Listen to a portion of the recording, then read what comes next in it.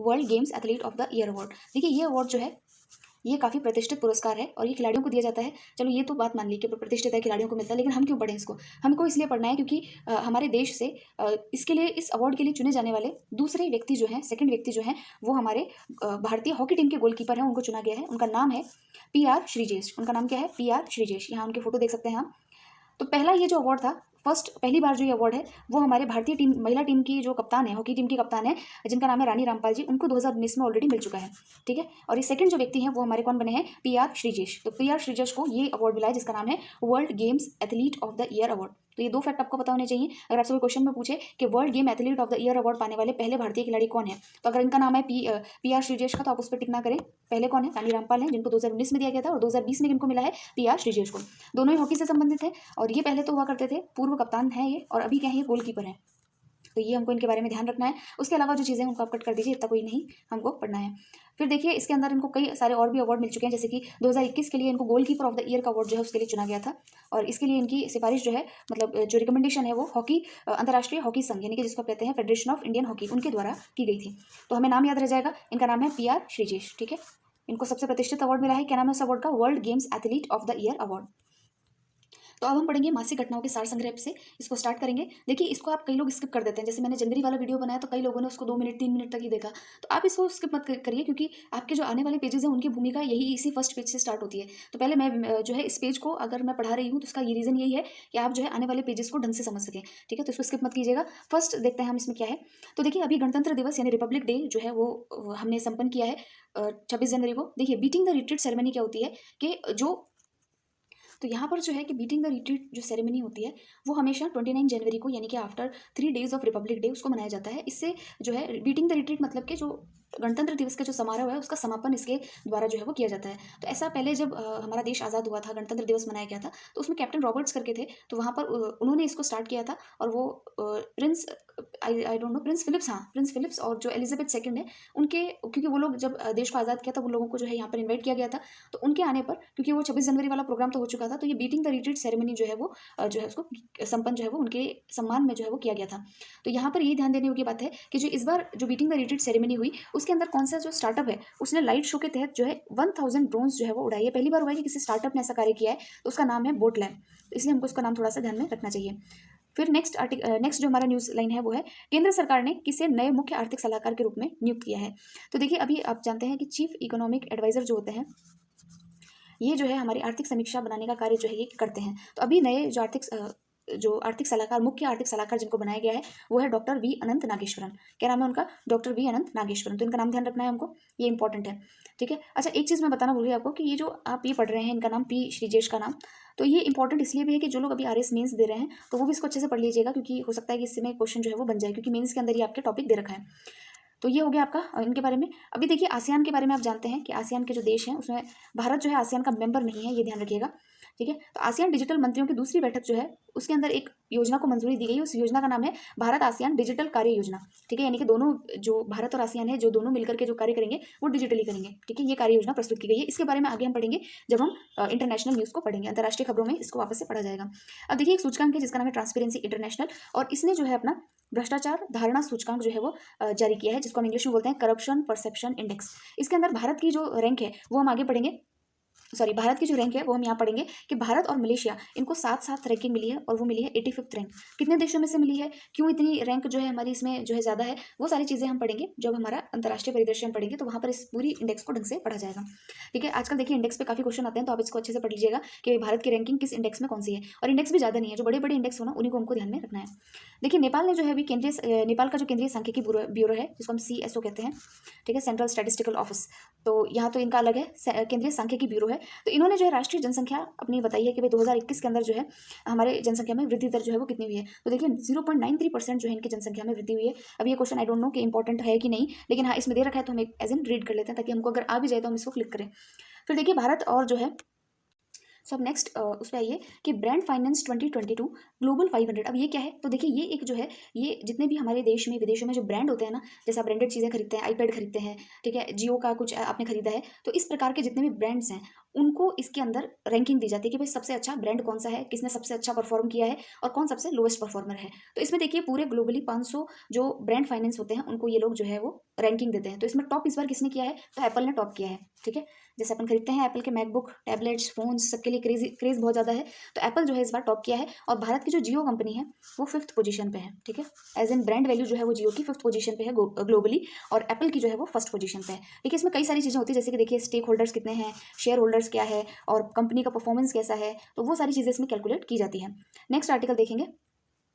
So next में ये है कि भारत के अंदर जो भी हमारे रक्षा बल हैं, तो हमारे जो रक्षा बल हैं उनके जैसे कि नौसेना है, वायुसेना है, और तट रक्षक बल हैं जिसको कोस्ट गार्ड कहते हैं आप, इन सबके बीच में तालमेल को बढ़ाने के लिए, समन्वय को बढ़ाने के लिए, जल्दी से कोऑर्डिनेशन हो सके, उन सबको बढ़ाने के लिए एक्सरसाइज की गई है जिसका नाम है पश्चिम लहर। तो नाम याद रखिएगा, पश्चिम लहर आपसे पूछ लेंगे। पश्चिम लहर नाम की जो एक्सरसाइज अभी कंडक्ट की गई है किन 2 देशों के बीच में हुई है, या किन्हीं नौसेना या वायुसेना, सिर्फ वायुसेना नौसेना के बीच में हुई है, या मालदीव्स और भारत की थल सेना के बीच में हुई है, ऐसे करके आपको जो है उसमें कई सारे ऑप्शन देखने को मिलेंगे, तो आपको बताना है उसमें। तो वो होगा भारतीय नौसेना, वायुसेना और थल सेना और तट रक्षक बल के बीच में तालमेल बढ़ाने के लिए जो है ये पश्चिम लहर नाम की एक्सरसाइज की गई है। ठीक है, फिर नेक्स्ट देखिए, रस्किन बॉन्ड का नाम आप सब लोगों ने सुना होगा। तो देखिए रस्किन बॉन्ड जो है वो भारतीय हैं, नाम से विदेशी लग रहे होंगे, लेकिन हाँ इनके जो फादर हैं और मदर हैं वो दोनों ही विदेशी थे, और अंग्रेज़ों के समय जो है ये यहाँ पर आए थे और यहीं पर इनका जन्म हुआ है। तो उस समय आई थिंक इनका जन्म पंजाब में हुआ है और अभी ये मसूरी में रहते हैं। ठीक है, तो ये रस्किन बॉन्ड जो है इनकी किताब आई है एक, जिसका नाम है a little book of India celebrating 75 years of independence. ठीक है, पूरा याद ना भी रहे तो इतना तो ध्यान रहेगा कि सेलिब्रेटिंग 75 ईयर्स ऑफ इंडिपेंडेंस। ठीक है, a little book of India celebrating 75 years of independence. इस पुस्तक के रचयिता कौन है, रस्किन बॉन्ड है, जो कि भारतीय लेखक है। एंग्लो इंडियन कहते हैं इनको, भाई कहते क्या है ही एंग्लो इंडियन, लेकिन ये जो है एक भारतीय लेखक है, तो ऐसा नाम आप इनका ध्यान रखेंगे। फिर नेक्स्ट हम देखते हैं, तो देखिए ब्रह्मोस एरोस्पेस प्राइवेट लिमिटेड जो है, ब्रह्मोस का नाम आपने सुना होगा। ब्रह्मोस जो हमने रशिया के साथ में मिलकर के जो मिसाइल का निर्माण किया था, तो उसी के तहत जो है ब्रह्मोस एरोस्पेस प्राइवेट लिमिटेड करके कंपनी बनाई गई, जिसमें कि रशिया का भी योगदान है, प्लस हमारे DRDO जो है उससे जुड़ा हुआ है। तो उसने अभी जो है एक एंटी शिप मिसाइल प्रणाली जो है फिलीपींस को देने की घोषणा की है। ठीक है, जैसे कि हमने रफाल मांगा किससे, फ्रांस से, उसी प्रकार से फिलीपींस को हम क्या देंगे, एक एंटी शिप मिसाइल प्रणाली। ठीक है, एंटी शिप मिसाइल प्रणाली जो है वो ब्रह्मोस एरोस्पेस प्राइवेट लिमिटेड के द्वारा किस देश को दिया जाएगा, अभी ये फिलीपींस को दिया जाएगा। ठीक है, फिलीपींस की लोकेशन क्या है ये आप मुझे जो है मुझे तो आप कैसे बताएंगे, लेकिन आप जो है अपने एक हाँ दीवार पे एक मैप जरूर रखा कीजिए, वर्ल्ड मैप, और वहाँ पर आप तुरंत लोकेट किया कीजिए कि भाई फिलीपींस किस तरफ है। तो जब आप ऑस्ट्रेलिया देखेंगे उसके ऊपर जब आप आएंगे इंडोनेशिया और ये वाला जो एरिया है, इधर आपको जो है फिलीपींस दिखाई दे जाएगा। फिलीपींस की राजधानी क्या है वो आप मुझे बताइएगा। नेक्स्ट देखिए, नेक्स्ट है हमारा, भारतीय नौसेना ने किस पहले स्वदेशी सेवा मुक्त मिसाइल कॉर्वेट को एक संग्रहालय में परिवर्तित करने की योजना जो है उसी योजना के तहत दादर और नागर हवेली और दमन और दीव प्रशासन को सौंप दिया है। मतलब एक उनका जो है मिसाइल कॉर्वेट था, उसको जो है अब एक संग्रहालय बनाया जाएगा, म्यूजियम बनाया जाएगा, और ये कहाँ पर बनेगा, दादर नागर हवेली दमन एंड दीव को। आपको पता है दादर नागर हवेली और दमन दीव को एक कर दिया गया है अभी, इसलिए यहाँ पर एक साथ नाम जो है आपको देखने को मिल रहा है। तो उसका नाम क्या है, उस मिसाइल का नाम क्या है, तो उस मिसाइल का नाम है INS खुखरी। क्या नाम है, INS खुखरी, तो ये याद रखिएगा। फिर देखिए, भारत ने स्वीडन की कंपनी साब ग्रुप के साथ किस हथियार की खरीद का समझौता किया, काफी इंपॉर्टेंट सवाल है, इसको स्टार लगा लीजिएगा, हो सकता है इस पे क्वेश्चन आ जाए। उसका नाम है 84। ठीक है, तो 84 जो हथियार है उसके तहत उसके लिए जो है स्वीडन की कंपनी साब के साथ में भारत ने समझौता किया है। पूछ लेगा आपसे क्वेश्चन कि 84 के लिए अभी हाल ही में किस देश के साथ में समझौता किया गया है, तो वो स्वीडन के साथ किया गया है।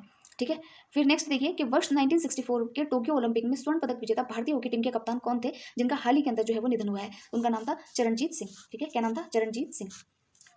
फिर देखिए नेक्स्ट है, राधेश्याम खेमका, जनरल बिपिन रावत और कल्याण सिंह के अतिरिक्त अन्य किस व्यक्ति को पद्म विभूषण सम्मान देने की घोषणा की गई है, तो उनका नाम है सुश्री प्रभा अत्रे। देखिए पद्म विभूषण बहुत कम लोगों को मिलता है, क्योंकि ये जो है हाईएस्ट जो है पद्म जो सीरीज है उसके अंदर हाईएस्ट अवार्ड होता है, तो इसलिए जो है इनमें जितने भी नाम होंगे उन सबको हम याद कर लेंगे, तो उनको हम आगे पढ़ेंगे भी वैसे। तो यहाँ आप इतना ही ध्यान रखिएगा कि सुश्री प्रभा अत्रे को जो है ये अवार्ड दिया गया है।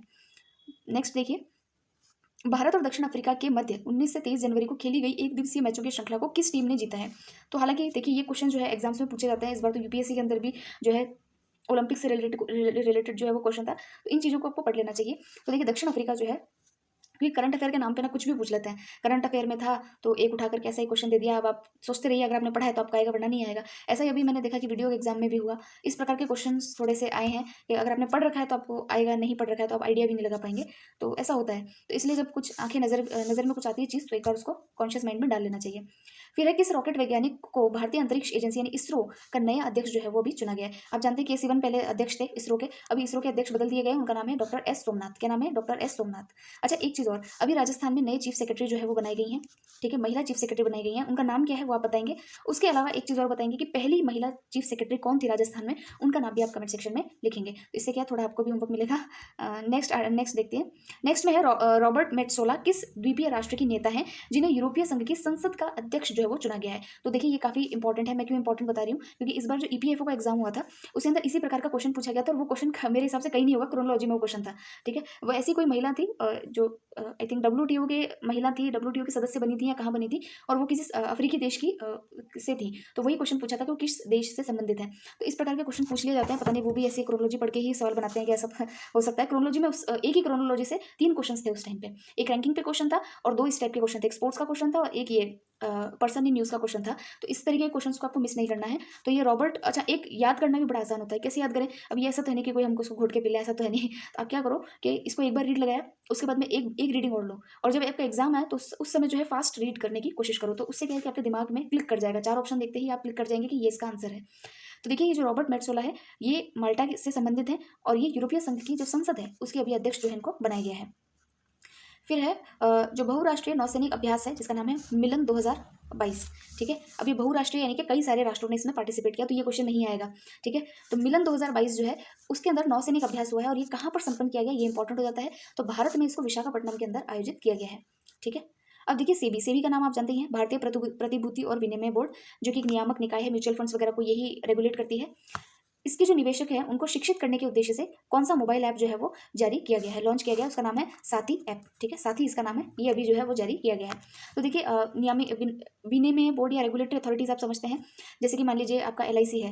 ठीक है, तो एलआईसी को रेगुलेट करने के लिए आईआरडीए है। ठीक है, उसी प्रकार से जो म्यूचुअल फंड्स होते हैं उनको रेगुलेट करने के लिए यहाँ पर सेबी है। ठीक है, तो ये शेयर मार्केट है, ये सारी चीज़ें इनको रेगुलेट करने के लिए सेबी का निर्माण किया गया है। तो इसमें जो भी लोग, जैसे मेरे आप जैसे लोग जो है निवेश करते हैं, म्यूचुअल फंड्स खरीदते हैं, उनके यूनिट्स खरीदते हैं, तो हमको शिक्षित करने के लिए मोबाइल ऐप जारी किया गया जिसका नाम है साथी। तो इसको हमको ध्यान रखना है। फिर है फीफा के वर्ष 2021 के वार्षिक पुरस्कारों में पोलैंड के किस खिलाड़ी को वर्ष के सर्वश्रेष्ठ फुटबॉलर का पुरस्कार जो है वो मिला है। तो ये आपको याद रखना है, ये भी इंपॉर्टेंट है, पर्सन इन न्यूज़ का क्वेश्चन है। तो देखिए इनका नाम है रॉबर्ट लेवाडोस्की। ठीक है, तो ये जो भी नाम है तो आप इसका नाम ध्यान रखेंगे। पोलैंड के खिलाड़ी जिनको सर्वश्रेष्ठ पुरुष फुटबॉलर का अवार्ड जो है वो मिला है, कहाँ के हैं, पोलैंड के खिलाड़ी हैं, नाम क्या है, रॉबर्ट लेवाडोस्की। ठीक है, फिर है कुरुक्षेत्र विश्वविद्यालय के किस प्रोफेसर एमेरिटस को भारतीय ऐतिहासिक अनुसंधान परिषद के अध्यक्ष के रूप में अभी नियुक्त किया गया है। तो उनका नाम है रघुवेंद्र तंवर। तो तंवर साहब को जो है बनाया गया है भाई प्रोफेसर एमेरिटस को भारतीय ऐतिहासिक अनुसंधान परिषद, ये कहाँ का बनाया गया है, भारतीय ऐतिहासिक अनुसंधान परिषद के अध्यक्ष के रूप में इनको नियुक्त किया गया है। नेक्स्ट है 24वां ई गवर्नेंस राष्ट्रीय सम्मेलन, ये अभी कहाँ आयोजित किया गया। तो जनवरी का करंट अफेयर है कि अभी इसको ई गवर्नेंस राष्ट्रीय सम्मेलन जो है हैदराबाद के तेलंगाना में आयोजित किया गया है। तो देखिए अभी आंध्र के साइड में कई सारे काम हुए, अभी जैसे विशाखापट्टनम में मिलन एक्सरसाइज की गई थी। ठीक है, उसके अलावा सेकंड जो हमारी न्यूज़ आई है वो है ई गवर्नेंस का जो राष्ट्रीय सम्मेलन है वो भी कहाँ पर हुआ है, हैदराबाद में, जो कि कहाँ है, तेलंगाना में। फिर है बाल विवाह निषेध संशोधन विधेयक 2021 की जांच के लिए गठित 31 सदस्यीय संसदीय समिति में शामिल एकमात्र महिला प्रतिनिधि कौन है। वाह, देखिए बाल विवाह निषेध संशोधन विधेयक 2021 और उसकी जांच के लिए एकमात्र महिला है उसके अंदर, और उनका नाम है सुष्मिता देव, टीएमसी के सांसद हैं और ये इसके अंदर सदस्य हैं। ठीक है, जबकि इसके अंदर महिला सदस्यों का होना अनिवार्य था अकॉर्डिंग टू मी, आपको भी ऐसा ही लगता होगा। फिर देखिए नेक्स्ट है चीन, रूस और ईरान की नौसेनाओं ने ओमान की खाड़ी में कौन सा नौसैनिक अभ्यास जो है वो भी किया है। तो ये पूछा जा सकता है, चीरू 2022 ही है, ये क्या है ये देखते हैं। ये 2 जो है इसके बाद में क्यू ही है, तो 2Q22 ये एक्सरसाइज है, ये किन के बीच में हुई है, तो चाइना, रशिया और ईरान के बीच में हुई है। ये नौसैनिक अभ्यास है जो कि ओमान की खाड़ी के अंदर आयोजित किया गया है। तो देखिए अब आपके पास में नक्शा होगा तो आप ओमान की खाड़ी को वहाँ पर लोकेट कीजिएगा, ये आपका होमवर्क है। फिलीपींस देखिएगा जो हमने पीछे पढ़ा था, और ओमान की खाड़ी कहाँ पर है इसको भी आपको चेकआउट करना है। ठीक है, इन पे क्वेश्चन आते हैं इसलिए बहुत इंपॉर्टेंट है इसको पढ़ना। फिर है आईसीसी ने महिला क्रिकेटरों में वर्ष की सर्वश्रेष्ठ क्रिकेटर की रोशेल हेहोई फ्लिंट ट्रॉफी, नाम बड़ा अजीब है, क्या नाम है, रोशेल हेहोई फ्लिंट ट्रॉफी, इसको प्रदान करने की घोषणा की है। किस खिलाड़ी को ये जो है आईसीसी की ये ट्रॉफी मिलेगी, तो भारत की जो स्मृति मंधाना है उनको ये जो है वो ट्रॉफी दी जाएगी। ठीक है, फिर देखिए भारतीय रिजर्व बैंक के किस पूर्व गवर्नर को बीजिंग स्थित, बीजिंग कहाँ पर है, चाइना में, वहां पर एशियाई अवसंरचना निवेश बैंक, क्या है, एशियाई अवसंरचना निवेश बैंक, एशियाई अवसंरचना निवेश बैंक, उसका उपाध्यक्ष जो है वो नियुक्त किया गया है। तो देखिए इसको इंग्लिश में बोलेंगे Asian infrastructure investment bank, Asian infrastructure investment bank, AIIB। ठीक है, तो इसका उपाध्यक्ष जो है वो भी किसको नियुक्त किया गया है, भारत के उर्जित पटेल जो यहाँ के पहले RBI के गवर्नर रह चुके हैं उनको नियुक्त किया गया है। ठीक है, फिर देखिए जो है इंपॉर्टेंट बात ये भी थी कि जो AIIB है, AIIB जो है इसका हेडक्वार्टर कहाँ पर है, बीजिंग में है। ठीक है, चाइना में, ये ध्यान रखना है। फिर देखिए स्वामी विवेकानंद की जयंती के उपलक्ष्य में प्रतिवर्ष 12 जनवरी को मनाए जाने वाले राष्ट्रीय युवा दिवस के लिए इस बार की थीम क्या थी। ठीक है, तो इस बार की थीम थी यह सब दिमाग में है, it's all in the mind. ठीक है, it's all in the mind, सब कुछ दिमाग के भीतर है। फिर देखिए उद्योग और आंतरिक व्यापार संवर्धन विभाग, जिसको DPIIT कहते हैं आप, तो उन्होंने जो है संवर्धन विभाग तथा वाणिज्य व उद्योग मंत्रालय के द्वारा पहली बार देश में किस रूप में जो है वो आयोजित किया गया है। तो ये जो है स्टार्टअप इंडिया इनोवेशन वीक के रूप में जो है इसको मनाया गया है। इतना इंपॉर्टेंट नहीं है, आगे बढ़ते हैं। किन 2 भारतीय फिल्मों को वर्ष 2022 के 94वें अकादमी पुरस्कारों के लिए सूचीबद्ध किया गया है। तो वो जो 2 फिल्में हैं वो है जय भीम और मरक्कर अरेबिक तलिन्ते सिंघम, ठीक है, यही नाम है। तो ये 2 फिल्में हैं। पहला नाम तो ईजी है, जय भीम, और दूसरी का पता नहीं है, इसको आप थोड़ा सा देख लीजिएगा, मरक्कर से याद रख लेंगे। जय भीम और मरक्कर, इनको अकादमी पुरस्कारों के लिए सूचीबद्ध किया गया है, भारतीय फिल्में हैं। फिर देखिए भारत के जो प्रधानमंत्री हैं उन्होंने त्रिपुरा के दौरे पर मुख्यमंत्री त्रिपुरा ग्राम समृद्धि योजना के अतिरिक्त अन्य किस पहल का शुभारंभ अगरतला में किया है। देखिए त्रिपुरा की राजधानी है अगरतला, ये तो आपको पता ही है, ठीक है। तो वहां पर मुख्यमंत्री त्रिपुरा ग्राम समृद्धि योजना तो शुरू की है, उसके अलावा एक योजना और स्टार्ट की है जिसका नाम है 100 विद्या ज्योति स्कूल परियोजना मिशन, 100 विद्या ज्योति स्कूल परियोजना मिशन। तो काफी इंपॉर्टेंट है फ्रेंड्स, अगर आपके कोई भी RPSC के एग्जाम्स हैं वहाँ पर करंट अफेयर्स के नाम पर जो है इसी प्रकार के क्वेश्चन जो है वो पूछे जाते हैं कि भाई फलानी योजना कहाँ से शुरू की गई। तो ये त्रिपुरा से स्टार्ट की गई है, आप इसको ओला कर लीजिएगा और इसको यहाँ अंडरलाइन, ठीक है। फिर है अभी जो प्रसिद्ध कथक सम्राट थे जिनका नाम है पंडित बिरजू महाराज, जो कि काफ़ी बड़ी बड़ी हीरोइंस को इन्होंने जो है डांस सिखाया है, तो इनका भी निधन हुआ है। और ये किस घराने से संबंधित थे, तो ये लखनऊ घराने से जो है वो संबंधित थे। फिर लास्ट जो हमारा इसके अंदर सीरीज के अंदर फैक्ट है वो है दिसंबर 2022 से जनवरी 2022 में ऑस्ट्रेलिया में आयोजित एशेज श्रृंखला को ऑस्ट्रेलिया ने लगातार कौन सी बार जो है वो जीता है। तो ये 2021 से 2022 में ऑस्ट्रेलिया ने लगातार एशेज जो श्रृंखला है उसको तीसरी बार जो है वो जीता है। तो ये हो गए हमारे आज के इसमें फैक्ट फाइल, जो कि हमने एक बार ओवरव्यू ले लिया है। अब हम जो है मेन मैगजीन पर आएंगे जिसमें हम बजट पढ़ेंगे, बजट में क्या क्या घोषणाएं जो है वो इस बार की गई हैं उनको पढ़ेंगे, और फिर हम आर्थिक समीक्षा जो है उसको कंप्लीट करेंगे। देखिए फ्रेंड्स, आपको 1 घंटे में पढ़ाने वाले लोग भी मिलेंगे, 20 मिनट के अंदर पूरी क्रोनोलॉजी पढ़ लीजिए, 10 मिनट में पढ़ लीजिए, और 3-3 घंटे में भी पढ़ाने वाले मिलेंगे। तो मेरा कोई क्लेम नहीं है, आपको पसंद आता है तो आप उनसे पढ़िए, किसी से भी पढ़िए, जहाँ मन आए पढ़िए। लेकिन मेरा एम ये है कि सिर्फ मैं इसको रीड करके ना छोड़ूं, मैं कुछ ऐसी चीज़ बताऊं जो कि आपको नहीं पता हो, या फिर पता भी हो तो आप उसको रिलेट नहीं कर पा रहे हो। तो वैल्यू एडिशन मेरा काम है, इसीलिए आप शायद वीडियो भी देखते हैं और आप लोग जो है इसको काफ़ी सराहते भी हैं। तो और एक चीज़ और कहूँगी कि इसके नोट्स बनाने में अपना टाइम वेस्ट ना करें। ऑलरेडी मैगजीन इतनी छोटी है कि आप नोट्स बना करके अपना समय जो है वो खराब करेंगे। आप इससे तो बेहतर है कि आप 10 से 15 बार जो है इस मैगजीन को रीड कीजिए, अलग अलग पेन से इसको रीड कीजिए, कभी गोला बनाइए, कभी सर्कल बनाइए, गोला सर्कल एक ही होता है, कभी गोला बनाइए, कभी अंडरलाइन कीजिए, कभी येलो से हाईलाइट कीजिए। तो जितनी बार आप रिवाइज करेंगे उतनी बार आपके दिमाग में चीज़ें रहेंगी। और इफेक्ट्स ऐसे होते हैं कि आपको दिमाग में ईजिली समझ में जो है वो आते नहीं है। और उसका लिंक जो है आपको टेलीग्राम का जो डिस्क्रिप्शन जो है वो डिस्क्रिप्शन बॉक्स में उसका लिंक जो है आपको अवेलेबल हो जाएगा। तो अब बजट के बारे में हम पढ़ें तो थोड़ा सा बजट का जो इतिहास है उसको हम पढ़ लेते हैं। देखिए सरकार जो है उसकी जो राजकोषीय नीति जो होती है, राजकोषीय नीति आप समझते हैं कि सरकार के पास अपना एक राजकोष होता है जिसको हम कहते हैं कंसोलिडेटेड फंड ऑफ इंडिया, ठीक है, इसको कहते हैं राज्य की संचित निधि, ठीक है। संचित निधि में सरकार के पास पैसा आता है, कई जगहों से आता है, जैसे हम टैक्स देते हैं, इनडायरेक्ट डायरेक्ट टैक्स होता है, कई सारे वो हम आगे पढ़ेंगे कि कहाँ कहाँ से सरकार को पैसा प्राप्त होता है। तो उसका एक्सपेंडिचर सरकार को कैसे करना है, वो जितना भी पैसा आता है वो कंसोलिडेटेड फंड ऑफ इंडिया के अंदर जो है वो कलेक्ट होता है। मतलब ऐसा कोई बॉक्स नहीं है जहाँ पर कलेक्ट होता है, लेकिन एज इन के कंसोलिडेटेड फंड ऑफ इंडिया का वो पैसा है, यानी कि वो राज्य का राजकोष है। तो उसी राजकोष से उस पैसे को कैसे खर्च करना है वही सरकार की राजकोषीय नीति होती है, ठीक है। और उसी राजकोषीय नीति को रिप्रेजेंट करता है आपका बजट, ठीक है। तो अब बजट जो है उसका उल्लेख संविधान में किया गया है। संविधान का अनुच्छेद 112 कहता है कि जो है केंद्र सरकार के द्वारा जो है एनुअल फाइनेंशियल स्टेटमेंट जो है वो प्रस्तुत किया जाएगा। बजट प्रस्तुत नहीं होगा, क्या प्रस्तुत होगा, एनुअल फाइनेंशियल स्टेटमेंट, यानी कि एक साल का जो आर्थिक विवरण है वो प्रस्तुत किया जाएगा कि भाई पैसों को वो लोग कहाँ खर्च करेंगे, ठीक है। तो ये आप ध्यान रखेंगे कि संविधान में कहीं पर भी बजट शब्द का उल्लेख नहीं है, ये तो आप सब लोग जानते भी हैं वैसे, इतने साल हो गए पढ़ते पढ़ते। लेकिन ये है कि ये जो टर्म है ये एक फ्रेंच टर्म से आई है। फ्रांस के जो वहाँ के फाइनेंस मिनिस्टर थे वो एक लेदर के बैग में बजट को लेकर के जो है प्रस्तुत करते थे, तो वो बैग से जो है उस बजट वर्ड जो है वो निकल करके आया है। तो यहाँ इतना सा थोड़ा सा ध्यान रखने वाली बात है, ऐसा कुछ इंपॉर्टेंट इसमें है नहीं। हाँ, नेक्स्ट बात इसमें ये है कि सबसे पहली बार जो बजट है वो ब्रिटिशर्स के टाइम, अंग्रेज़ों के टाइम पे 1860 के अंदर जो है वो प्रस्तुत किया गया था। और उसको प्रस्तुत करने वाले व्यक्ति का नाम था जेम्स विल्सन। क्या नाम था, जेम्स विल्सन। तो इनको जो है गवर्नर जनरल लॉर्ड कैनिंग ने जो है बुलाया था कि भाई आप जो है हमारे यहाँ का जो है किस प्रकार से हमें आय व्यय करना चाहिए वो हमें आप बताएं। तो ये 1860 के अंदर सबसे पहली बार हुआ। उसके बाद 1947 में जब हमारा देश आज़ाद हुआ तो हमको षणमुख शेट्टी के द्वारा जो है सबसे पहली बार बजट जो है वो प्रस्तुत किया गया या बनाया गया, कुछ भी कह सकते हैं। उसके बाद में आप देखिए जो बजट है वो, क्योंकि आफ्टर इंडिपेंडेंस बजट प्रस्तुत हो रहा है, सबसे अधिक बार बजट जो है वो प्रस्तुत किया है मोरारजी देसाई ने, ठीक है। और जो बजट है सबसे पहले 2017 से पहले जो है बजट जो है वो फरवरी के आखिरी समय जो दिन होते थे उसमें प्रस्तुत किया जाता था। लेकिन 2017 से इसको फरवरी के फर्स्ट वीक में जो है 1 फेब से ही जो है इसको प्रस्तुत किया जाता है। ऐसा करने का लाभ ये होता है कि जब लास्ट वर्किंग डे से हम स्टार्ट करते थे तो हमारा जो फाइनेंशियल ईयर है उसके लिए पैसा आवंटित करवाने के लिए हमको जो है एप्रोप्रिएशन बिल जो है वो लाना पड़ता था, ठीक है। संसद के अंदर जो है एप्रोप्रिएशन बिल और वोट ऑन अकाउंट जो होता है वो करना पड़ता था। यानी कि जो उस समय का कुछ टेम्पररी पीरियड के लिए जब हमको पैसा चाहिए होता है तब हम जो है इस प्रकार के जो लेजिस्लेटिव इंस्ट्रूमेंट है उनका यूज़ करते हैं। तो खैर मुद्दे की बात यह है कि 2017 से जो है जो भी हमारा बजट है वो first working day of Feb जो है तब से आना शुरू हुआ है।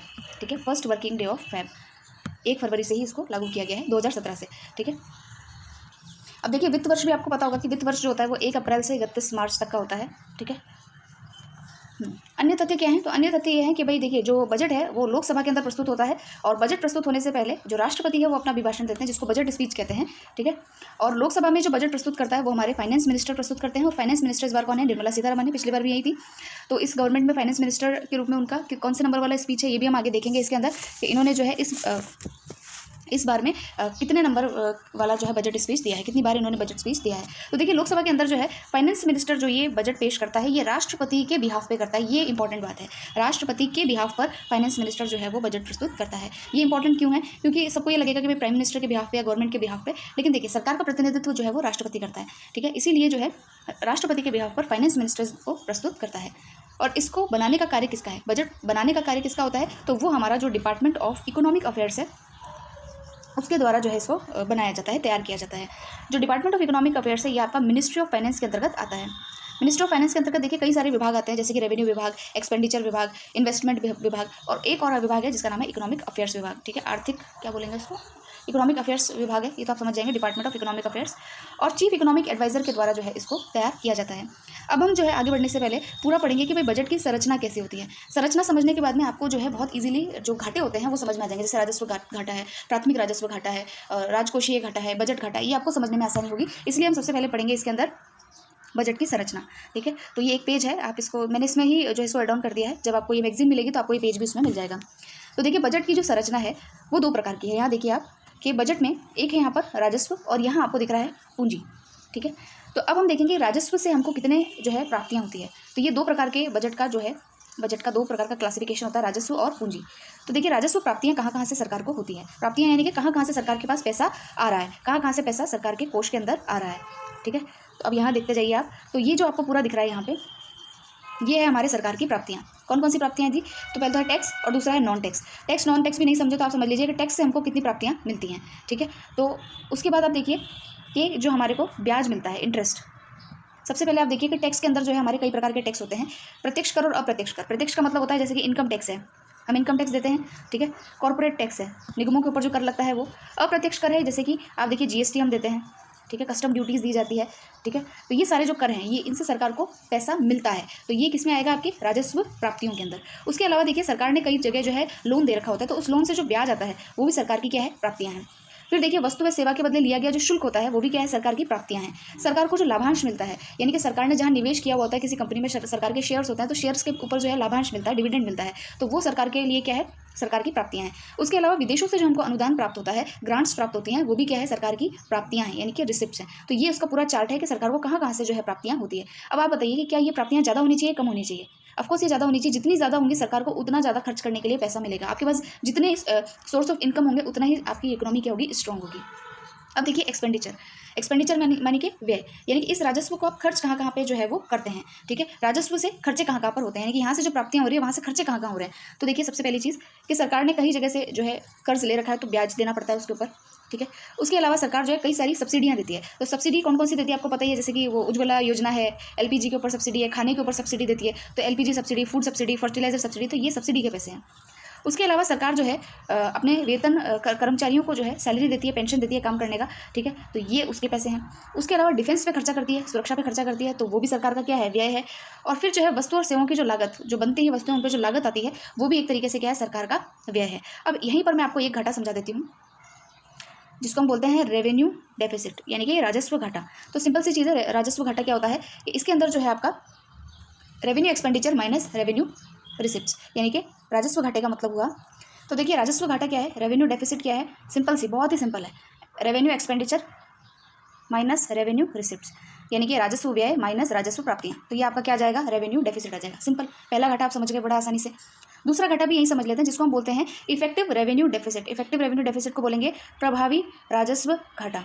ठीक है, प्रभावी राजस्व घाटा क्या होता है? देखिए कुछ अर्थशास्त्रियों का ये मानना था कि भाई आपने यहाँ पर जो राजस्व की प्राप्तियाँ की है और यहाँ पर जो आपने राजस्व व्यय किया है, तो ये ज़रूरी नहीं है कि सारा राजस्व व्यय आपने मतलब फालतू चीज़ों में खर्च कर दिया। कुछ जो आप अनुदान देते हैं यहाँ पर, कुछ जो आपने सब्सिडियाँ दे रखी है, कुछ आपने अनुदान जो ऐसा दे रखा है, उससे कोई ना कोई पूंजीगत प्राप्ति भी आपको हो रही है, ठीक है ना, कोई ना कोई आपका फ़ायदा भी हो रहा है, ठीक है। जैसे मान लीजिए अगर आपने एजुकेशन के अंदर कोई सब्सिडी दे रखी है, कोई पढ़ाने के लिए कुछ ऐसा दे रखा है, तो उससे जो है आपको स्किल डेवलप हो रही है लोगों की, ठीक है। यानी कि एक तरीके से वो हमारी इकोनॉमी के अंदर जो है वो काम आने वाली चीज़ है, ठीक है। यही बंदा मान लो कहीं बाहर जाकर के वर्क करेगा तो रिम्यूनरेशन के रूप में पैसा भेजेगा, तो वो एक तरीके से स्किल जनरेट हो रहा है। यानी कि सारे के सारे जो पूंजीगत व्यय हैं वो ऐसे खड्डे में जाने वाले व्यय नहीं है, बिल्कुल ऐसे एक फालतू खर्चा नहीं है, वो एक तरीके से आपका पूंजी भी डेवलप कर रहा है किसी ना किसी फॉर्म में।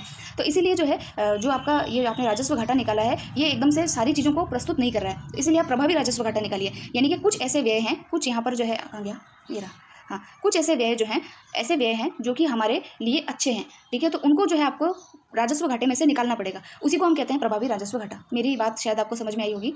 तो यहाँ आप इसको जो है इफेक्टिव रेवेन्यू डेफिसिट का मतलब हुआ कि आपने जो रेवेन्यू डेफिसिट निकाला, पीछे हमने जो रेवेन्यू डेफिसिट निकाला था, उसमें से आप क्या करो कि राज्यों को दिया गया जो आपका अनुदान है, राज्यों को दिया गया अनुदान, राज्यों को जो अनुदान आपने दिया है अच्छे कामों के लिए जिससे कि एसेट जनरेट हो रहे हैं, उनको निकाल दो, तो आपका जो है सही रेवेन्यू डेफिसिट निकल करके आएगा कि हाँ भाई ये हमने खड्डे में पैसे डाले हैं, इसका कोई मतलब नहीं था, ठीक है। तो यहाँ बात आपको समझ में आई होगी कि रेवेन्यू डेफिसिट तो क्या था, सिंपल, आपने जितना भी जो आपका revenue expenditure minus revenue receipt ये किया, ये सिंपल है। इफेक्टिव रेवेन्यू डेफिसिट क्या हो जाएगा कि ये जो है आपका यानी कि ये पूरा आरडी, ठीक है, रेवेन्यू डेफिसिट में से राज्यों को दिया गया जो अनुदान है उसको आप निकाल दीजिए, तो आपका इफेक्टिव रेवेन्यू डेफिसिट जो है वो निकल करके आ जाएगा। तो यहाँ ये सारी चीज़ें आपको समझ में जो है वो आ जानी चाहिए। नहीं समझ में आती है तो आप एक बार फिर से जो है वीडियो को देखिएगा। फिर देखिए नेक्स्ट जो है हमने यहाँ तक पढ़ लिया था कि राजस्व कहाँ कहाँ से आता है। फिर हम देखते हैं पूंजी जो है, क्योंकि जो हमारा जो सरकार है उसको दो तरीके से जो है प्राप्तियाँ होती है, एक राजस्व प्राप्तियाँ, एक पूंजीगत प्राप्तियाँ। खर्चे भी दो प्रकार के, एक राजस्व के खर्चे और एक पूंजीगत खर्चे, ठीक है। पूंजी का मतलब क्या समझते हैं आप? पूंजी का मतलब होता है एसेट। एसेट का मतलब क्या हुआ कि कोई भी आपने जैसे रोड बनाई, तो रोड क्या है, हमारे लिए एसेट है। इसके लिए अगर हम लोन भी लेकर के आते हैं तो वो भी हमारे लिए फायदेमंद है। कैसे कि मान लीजिए आपने अमेरिका से या मान लीजिए जापान से लोन लिया सड़क बनाने के लिए, कल को उस सड़क तो 2 साल में तैयार हो जाएगी, 2 साल में तैयार होने के बाद में सड़क के ऊपर जो हम टोल टैक्स लगाते हैं उससे कितना सारा रेवेन्यू जो है वो जनरेट होता है। तो वही तरीके से क्या हुआ कि आप उधार तो लाए लेकिन आपने क्या किया, एसेट जनरेट कर दी, है ना। तो ये एसेट जनरेट वाले जो पैसे होते हैं उसको हम कैपिटल अकाउंट में रखते हैं, ठीक है। तो रेवेन्यू अकाउंट समझ में आया, आप कैपिटल अकाउंट पढ़ेंगे तो कैपिटल अकाउंट देखिए सरकार का कैसा होता है। तो देखिए सबसे पहले इसको ये यहाँ पर एरो बना के नीचे दे रखा है, देखिए ध्यान से देखिएगा कि जो आपका कैपिटल अकाउंट होता है उसमें प्राप्तियाँ कहाँ कहाँ से होती है। तो सबसे पहली चीज़ जो प्राप्तियाँ होती है वो हमारे पास होती है ऋण से, जिसको हम कहते हैं डेप्ट, ठीक है। तो ऋण आंतरिक भी लेते हैं हम, बाह्य ऋण भी होता है, यानी कि जो इन स्टेट ऋण लिया जाता है, जैसे आरबीआई से ऋण ले लिया, ठीक है। उसके अलावा बाहर यानी कि जो फॉरेन कंट्रीज से हम ऋण लेते हैं वो सारी चीज़ें, तो वो आता है आपके ऋण में, ठीक है। तो प्राप्तियाँ कहाँ से हुई, ऋण से हुई। दूसरा है कि आपने जो ऋण दे रखे थे उससे जो आपको ब्याज वसूली हो रही है, ठीक है। जो आपने ऋण वसूली जो आपकी हो रही है, ब्याज नहीं, ऋण वसूली जो आप कर रहे हैं, जो प्रिंसिपल अमाउंट आपके पास में आपने आप ले रहे हैं, वो आपका क्या हो जाएगा, एक तरीके से प्राप्तियाँ। यहाँ समझने वाली बात यह है कि सरकार जो है किसी को लोन देती है तो उसके ऊपर सरकार को ब्याज मिलता है, तो ब्याज जो मिलता है वो तो रेवेन्यू में आ जाता है, ठीक है। ब्याज जो मिल रहा है वो तो रेवेन्यू में आ रहा है, लेकिन जो मूलधन मिल रहा है यानी कि वो पूरा पैसा ही मिल रहा है, तो वो किस में आएगा आपका, वो किस में आएगा आपका, पूंजीगत प्राप्तियों में। तो ये यहाँ ध्यान रखने वाली बात है कि प्रिंसिपल अमाउंट कहाँ पर आता है, किसी भी ऋण को दिए वाले को, तो वो आपके पूंजीगत प्राप्तियों में आता है। फिर उसके अलावा सरकार जो है विनिवेश करती है, विनिवेश को इंग्लिश में कहते हैं डिसइन्वेस्टमेंट, यानी कि खुद की जो सरकार की कंपनियाँ होती है उसके अंदर खुद के शेयर्स को वो बेचती है, तो वो आपके क्या हो जाता है, डिसइन्वेस्टमेंट। तो सरकार की पूंजीगत प्राप्ति है, क्या है, पूंजीगत प्राप्ति है। अब आपसे देखिए क्वेश्चन पूछ लिया जाएगा, 4 आपको ऑप्शन दिए हुए रहेंगे, उसमें आपको बताना होगा कि भाई निम्न में से कौन सी पूंजीगत प्राप्ति सरकार की नहीं है। ये क्वेश्चन आ चुका है यूपीएससी में, तो आप इसको ध्यान से समझिएगा। फिर देखिए ये तो हो गए सरकार की प्राप्तियाँ, इनको याद कर लीजिएगा अच्छी तरीके से, सरकार को कहाँ कहाँ से पूंजीगत प्राप्ति होती है। अब देखिए सरकार का पूंजीगत व्यय कहाँ कहाँ पर है। तो सरकार का पूंजीगत व्यय जो है वो आपका सिंपल सी चीज़ है कि सबसे पहले सरकार जो है ऋण चुकाती है, ठीक है। उसके अलावा सरकार जो है निवेश करती है कहीं पर, ठीक है। और फिर चुकाया गया जो सरकार का ऋण है, वो ऋण भी 2 प्रकार के होते हैं, तो दिया गया ऋण और एक चुकाया गया ऋण, तो दोनों के दोनों इसमें इंक्लूड होते हैं। उसके अलावा सरकार जो एसेट क्रिएट करती है, जैसे सड़क बना रही है, बांध बना रही है, कैपिटल एसेट बना रही है, उसको निवेश कहेंगे सरकार का, सरकार का निवेश तो ये है। कैपिटल एसेट जो सरकार बना रही है वो सारा का सारा क्या है, सरकार की पूंजीगत व्यय है। समझ गए आप? तो ये चीज़ें समझिएगा, 4 चीज़ें हैं इसमें। पहले तो दिया गया ऋण, फिर है कैपिटल एसेट जिसमें कि सरकार सड़क बांध वगैरह बनाती है, फिर है सरकार का निवेश और फिर है चुकाया गया सरकार का ऋण। तो ये सारी चीज़ें जो है वो सरकार के व्यय खाते के अंदर इंक्लूड होती हैं। तो यहाँ आपको ये चीज़ क्लियर हो गई होगी कि हमारा जो पूंजीगत व्यय है वो क्या होता है। अब देखिए सरकार में जब भी कोई सरकार पूंजीगत व्यय करती है, पूंजीगत व्यय यानी कि एसेट क्रिएशन में पैसा खर्च करती है, सड़कें बनाती है, डैम बनाती है, ब्रिज बनाती है, वेयर हाउस बनाती है, तो वो खर्चा हमेशा अच्छा माना जाता है, ठीक है। तो इसीलिए ये सरकार जो है जैसे बुलेट ट्रेन वगैरह लिख करके आ रही है, तो उनमें जो खर्चे होते हैं वो अच्छे माने जाते हैं। क्यों अच्छे माने जाते हैं? पहली चीज़, जब भी आप कोई एसेट बनाते हैं तो लोगों को रोजगार मिलता है, इकोनॉमी सर्कुलेशन में आती है, ठीक है। उसके अलावा जो है जब भी आप ऐसी चीज़ों के लिए ऋण लेते हैं तो उसको ऋण को चुकाना बड़ा आसान है कि भाई आपने जो है, हालांकि वो टारगेट वो लोग पूरा नहीं कर पाते, वो अलग बात है। जैसे कि राज्य सरकारें जो है, यहाँ इस बात की कमी हम देख सकते हैं कि अगर कोई टारगेट होता है किसी चीज़ को पूरा करने का कि 5 साल में पूरा हो जाएगा, तो वो टारगेट सरकार इसीलिए लेके चलती है कि 5 साल में हम इस ऋण को चुका करके फायदे में आ जाएंगे। ठीक है, आप होता है ना ऐसा कि हमने किसी से ब्याज पे उधार लिया है और हमने कहीं पर उसको निवेश किया है, निवेश किया हुआ पैसा जो है हमें मालूम है कि ये 1 महीने में ये पैसा जो है मेरे को डबल हो जाएगा, तो जैसे ही वो पैसा डबल हुआ तो आप उस पैसे को चुका देंगे, तो आप ये टारगेट लेकर चलते हैं। वैसे ही सरकार टारगेट लेकर चलती है। लेकिन मान लीजिए कि आपने जो है जैसे कि राज्य सरकारों को ये काम दिया है और वहाँ पर टेंडर्स में या इन सारी चीज़ों में घपले होते हैं या टारगेट बहुत लेट पूरा होता है, तो उससे जो है फाइनली सरकार को घाटा होता है। तो यहाँ प्रॉब्लम अलग है। तो प्रॉब्लम ये नहीं है कि आपने रोड बनाई है तो वहाँ पर प्रॉब्लम हो गई है कि सरकार जो है पैसा लाना पड़ा है, कर्जा लेना पड़ा। कर्जा is not the problem. Problem ये है कि आपने उसको समय से पूरा नहीं किया, तो वो एक समस्या बन करके खड़ी होती है। तो मुद्दे वाली बात देखिए क्या है, मुद्दे वाली बात ये है कि 2 चीज़ें बहुत बढ़िया रहती है। एक तो सरकार को ज़्यादा से ज़्यादा रेवेन्यू की प्राप्तियाँ होनी चाहिए, दूसरी सरकार ज़्यादा से ज़्यादा जो है कैपिटल के अंदर कैपिटल जो आपका व्यय है, पूंजीगत व्यय है, उसमें ज़्यादा से ज़्यादा खर्चा करे। ये दोनों चीज़ें अच्छी मानी जाती है। ठीक है, तो 2 घाटे मैंने आपको बता दिए थे। एक तीसरा घाटा जो है उसको भी हम देख लेते हैं, जिसको हम बोलते हैं बजट डेफिसिट। क्या बोलते हैं? Budget deficit. तो बजट डेफिसिट क्या होता है, जिसको हम बोलते हैं बजट घाटा। तो BD इज इक्वल टू क्या होगा? बजट डेफिसिट का मतलब होता है कि आपको जितना भी आपने एक्सपेंडिचर किया, टोटल एक्सपेंडिचर का मतलब क्या है, अभी आप चार्ट को ऊपर देखिएगा जिसमें हमने राजस्व व्यय किया है और पूंजीगत व्यय किया है, वो दोनों इसमें इंक्लूड होंगे। ठीक है, उसमें से माइनस कर दीजिए आप टोटल आपकी प्राप्तियां, टोटल आपकी रिसिप्ट जो है उसको माइनस कर दीजिए। टोटल रिसिप्ट आपको कहाँ से मिली? राजस्व से आपको प्राप्तियां मिली और आपको पूंजीगत प्राप्तियां मिली, उनको आप माइनस कर देंगे तो आपका क्या आ जाएगा जी? बजट घाटा आ जाएगा। ठीक है, और ये ऑलवेज जो है वो 0 होता है। लेकिन पहले देखिए 1997 से पहले बजट घाटे को जो है एक मेजर इंडेक्स माना जाता था राजकोषीय नीति को समझने के लिए। लेकिन अब बजट घाटे का उतना महत्व रहा नहीं है। बजट घाटे की जगह जो है अब जो है नया घाटा जो है वो कैलकुलेट किया जाता है, जिसको हम बोलते हैं राजकोषीय घाटा, फिस्कल डेफिसिट। ठीक है, फिस्कल डेफिसिट क्या होता है? तो फिस्कल डेफिसिट की बहुत सारी डेफिनेशंस है, 2-3 डेफिनेशंस आपको देखने को मिलेगी। फिस्कल डेफिसिट का मतलब होता है टोटल एक्सपेंडिचर, यानी कि आपने टोटल खर्चा कितना किया माइनस आपकी टोटल इनकम, टोटल आपकी आय क्या है। ठीक है, क्योंकि आप जानते हैं कि सरकार ऋण भी तो लेती है, तो उसमें कुछ ऋण अच्छे भी होते हैं, कुछ ऋण जो है वो गलत भी होते हैं। अच्छे ऋण कौन से माने जाते हैं कि भाई सरकार ने जो ऐसी देनदारियां जो क्रिएट की हैं, ऐसी बोरोइंग सरकार के पास में है जिससे कि वो कुछ एसेट क्रिएट करती है। ठीक है, तो इसलिए इसकी गणना अलग तरीके से होनी चाहिए। ऐसा नहीं कि आपने बस एकदम सिंपल से कि भाई मेरे पास इतनी 10 रुपये मेरी इनकम है और 10 रुपये के मेरे खर्चे हैं तो ये हो गया 0 हटाओ। नहीं, आपने जो इस इनकम में जो खर्चे किए हैं उस खर्चे का भी तो अलग अलग क्राइटेरिया होगा। तो इसीलिए जो है सरकार ने नया इंडेक्स जारी किया जिसको हम बोलते हैं फिस्कल डेफिसिट इंडेक्स। ठीक है, तो फिस्कल डेफिसिट जो है ये सिंपल सी क्या बात है कि आपका टोटल जो आपका एक्सपेंडिचर है, ये टोटल आपका जो व्यय है उसमें से आपकी टोटल इनकम जो है उसको माइनस कर देगा। क्या करेगा? टोटल व्यय में से टोटल इनकम जो है आपकी वो माइनस करती जाती है। ठीक है, और इसका सिंपल सा मतलब ये है कि एक वित्तीय वर्ष में सरकार के द्वारा कितने जो है कितनी लाइबिलिटीज़ जो है, कितनी देनदारियाँ जो है वो सरकार के द्वारा क्रिएट की गई हैं, वो इसके अंदर जो है कैलकुलेट की जाती हैं। ठीक है, अब इसको अगर मैं और आपको डिफाइन करके बताऊँ तो आप यहाँ पर देखिएगा, ध्यान से समझने की कोशिश कीजिएगा। तो देखिए fiscal deficit is equal to total आपका जो एक्सपेंडिचर है, टोटल एक्सपेंडिचर माइनस आपकी टोटल इनकम। ठीक है, अब टोटल एक्सपेंडिचर को आप क्या लिखेंगे? एक तो आपने राजस्व खर्चे किया आपके रेवेन्यू एक्सपेंडिचर, और एक आपने किया पूंजीगत एक्सपेंडिचर, पूंजीगत व्यय। ठीक है, उसको यहाँ लिख दिया माइनस ये जो टोटल इनकम वाला हिस्सा है, यहाँ पर आप क्या लिखेंगे? टोटल इनकम आपकी क्या हुई? रेवेन्यू रिसिप्ट्स यानी कि राजस्व प्राप्तियाँ। उसमें से आपको क्या माइनस करना पड़ेगा? नॉन डेप्ट जो आपका है, जो आपने कर्ज ले रखा है, नॉन डेप्ट जो आपका एक्सपेंडिचर, नॉन डेप्ट जो आपकी इनकम है उसको आपको घटाना इसमें से पड़ेगा। ठीक है, इतना समझ में आ जाए तो ठीक है, वरना एक चीज़ ध्यान रखिएगा कि एक फाइनेंशियल ईयर के अंदर सरकार की कितनी बोरोइंग्स आई है, सरकार के पास में सरकार ने कितनी बोरोइंग्स ली है, ताकि वो जो है अपने जो है मतलब एक तरीके से सरकार ने कितनी नई लाइबिलिटीज़ जो है वो क्रिएट की हैं, उन्हीं को हम क्या बोलते हैं? जो है फिस्कल डेफिसिट कहते हैं।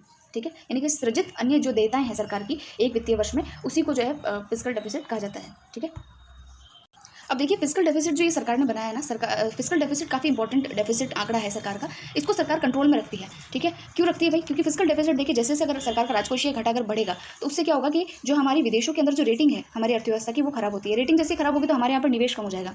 ठीक है, निवेश कम होगा। उसके अलावा देखिए कि जो फिस्कल डेफिसिट जब बढ़ता है तो उससे क्या होगा कि बाजार में तरलता बढ़ जाती है। तरलता बढ़ने से क्या होता है? सिंपल सी बात है, इन्फ्लेशन आ जाएगा, यानी कि महंगाई बढ़ जाएगी। उसके अलावा अगर फिस्कल डेफिसिट बढ़ता है, फिस्कल डेफिसिट अगर इंक्रीज होता है तो भविष्य में जो ब्याज भार है, यानी कि जो हम कोई भी बोरोइंग्स जब सरकार करती है तो उसमें जो इंटरेस्ट लगता है तो वो ब्याज भार जो है वो बढ़ेगा, और उससे जो है राजस्व घाटा भी आपका जो है वो बढ़ता है। ठीक है, तो ये कुछ चीज़ें हैं फिस्कल डेफिसिट के बारे में। जैसे फिस्कल डेफिसिट बढ़ेगा तो फिर अभी मैंने बताया महंगाई भी बढ़ती है, इन्फ्लेशन बढ़ता है, इन्फ्लेशन वैसे बढ़ेगा, रोजगार कम हो जाएंगे। ये सारी चीज़ें जो है ये फिस्कल डेफिसिट के इफेक्ट्स हैं। तो इसीलिए सरकारें जो है वो फिस्कल डेफिसिट को कंट्रोल करने का जो है वो प्रयास करती हैं। तो अब हम पढ़ेंगे हमारा जो बजट है उसमें क्या क्या इस बार की घोषणाएं क्या क्या है वो हम देखेंगे। देखिए बजट के अंदर जो होता है 3 साल के आंकड़े होते हैं, एक पिछले साल के, एक प्रेजेंट ईयर के और एक आने वाले ईयर के, ये ध्यान में रखना है। तो आप बजट में भी ऊपर देखेंगे तो यहाँ देखिए ईयर कौन सा लिखा हुआ है? 2022-23। ठीक है, यानी आने वाले साल के लिए सरकार के पास में क्या क्या उनके खर्चे होंगे। ठीक है, तो अगर आप नीचे देखेंगे इसको ध्यान से यहाँ पर तो देखिए ये जो मैंने आपको अभी बात बताई कि 2020-21 के आंकड़े जो वास्तविक, इसके तो पूरे आंकड़े हैं हमारे पास पिछले साल के, ठीक है। प्रेजेंट ईयर जो कि अभी चल रहा है 2021-22, ठीक है। अनुमान भी है कुछ और कुछ संशोधित आंकड़े भी है। और आने वाले बजट में, जब आने वाले समय में हम कहाँ कहाँ खर्च करेंगे, ये 3 आंकड़े जो है इसके अंदर आपको देखने को मिलते हैं। अब आप यहाँ पर जितनी भी चीज़ें हैं ना कि बजट प्रस्तुत किया गया, ये तो चलिए छोड़िए, लेकिन यहाँ पर ये जितने भी आंकड़े हैं ना ये आपके समझ में आएंगे। जैसे कि यहाँ देखिए कि राजस्व प्राप्तियाँ कितनी हुई, दिख रहा है आपको। राजस्व प्राप्तियाँ जो है हमारी इस बार की कितनी है, तो ये हमारी है 22,04,422 करोड़, ठीक है। तो ये सारी है। पूंजी प्राप्तियाँ कितनी है, पूंजी प्राप्ति मैंने आपको बताया, पूरा भी चार्ट आप याद कीजिए कि राजस्व प्राप्तियाँ हैं, पूंजीगत प्राप्तियाँ हैं और कुल प्राप्तियाँ, इन दोनों को जोड़ दोगे तो कुल प्राप्तियाँ आपके पास में आ जाएंगी। उसके अलावा आप यहाँ देखिए कुल व्यय, तो कुल व्यय में आपका देखिए प्रभावी पूंजीगत व्यय भी इसने निकाला, राजस्व घाटा निकाल के बताया, प्रभावी राजस्व घाटा, राजकोषीय घाटा और प्राथमिक घाटा, ये सारे हमने पढ़ लिए हैं और ये इनके आंकड़े हैं। तो अभी इनको समझने में आपको दिक्कत नहीं आएगी, ठीक है। अब देखिए जो केंद्रीय बजट यहाँ पर दे रखा है, इसको समझना आपके लिए बिल्कुल आसान है। सबसे पहली चीज़ जो मैंने आपको बताई है वो आप देख लेंगे। इसमें इंपॉर्टेंट चीज़ें जो मैं आपको ऑलरेडी बता चुकी हूँ। यहाँ पर देखिए मोदी सरकार का ये 9वां बजट है, 9th 2013 में सरकार बनी थी, तो ये 9वां बजट है और दूसरे कार्यकाल का 4था बजट है, ठीक है। और निर्मला सीतारमन जो है उन्होंने ये 4 बार जो है ये बजट जो है वो प्रस्तुत कर दिया नई सरकार में, क्योंकि ये मंत्री रही हैं तो इन्होंने इसको 4 बार प्रस्तुत किया है। उसके अलावा देखिए सरकार जो है क्योंकि अभी आज़ादी का अमृत महोत्सव मनाया जा रहा है, तो इंडिया एट 75 से इंडिया एट 100, यानी कि आने वाले समय में हम और क्या क्या जो है अच्छे कार्य करेंगे, जिससे कि सरकार जो क्या कहते हैं जो इंडिया एट 100 है उसकी बुनियाद को रखने का जो उद्देश्य है वो इंडिया एट 75 पे रखा जाएगा, मतलब कि विकासात्मक कार्यों को और बढ़ावा दिया जाएगा। तो देखिए विकास में क्या क्या कार्य हैं, तो ये बहुत ही अच्छा जो है इसको आपको पढ़ लेना चाहिए। आरएस मेंस के अंदर भी आपसे से क्वेश्चन पूछा जा सकता है, पीएम गति शक्ति क्या है। तो ये जो है हमारे यहाँ पर जो इंफ्रास्ट्रक्चर है, यानी कि जो हमारा इंफ्रास्ट्रक्चर को क्या कहेंगे, आधारभूत जो संरचना है उसको बढ़ाने के लिए जो है ये पीएम गति शक्ति जो है उसको लॉन्च किया गया है। इसमें कई सारी चीज़ें जैसे कि रेलवे है, पोर्ट्स है, आपके बंदरगाह हैं, इन सब में क्या क्या विकास ऐसा किया जाएगा, कैसे कैसे अवसंरचनात्मक कार्य किए जाएंगे जिससे कि इनको बढ़ोतरी मिल सके। लॉजिस्टिक्स है, ये सारे इसमें इंक्लूड किए जाएंगे। फिर है समावेशी विकास, ठीक है। फिर है उत्पादकता वृद्धि और निवेश, फिर है जहाँ पे जलवायु कार्रवाई, और फिर है निवेश का वित्त पोषण। तो ये सारे सरकार के टारगेट्स हैं, तो ये हम यहाँ पर ध्यान में रखना है।